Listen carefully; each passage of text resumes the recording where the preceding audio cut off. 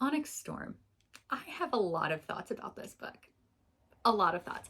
I'm going to do this review completely spoiler free, so you are safe if you have not finished the book yet or haven't even started it yet. You can stick around. I am going to do this spoiler free.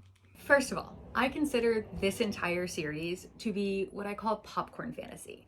I can just sit back and enjoy it and have a good time and not overthink anything, and it's just easy and digestible.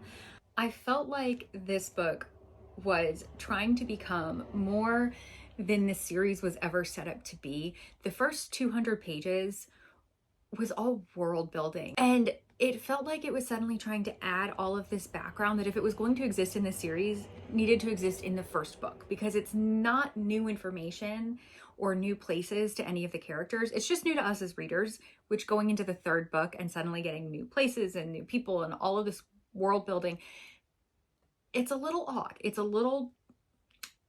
not a good flow for a series.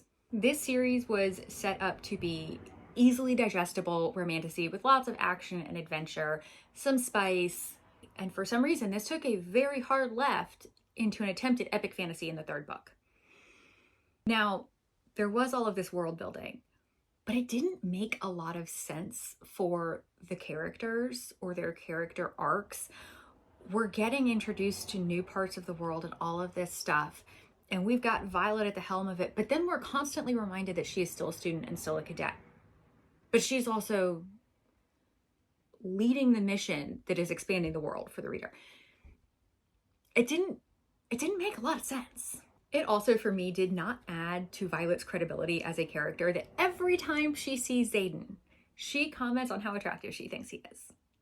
I mean, that's great. I'm glad that you're attracted to the person that you're involved with. That's what we want.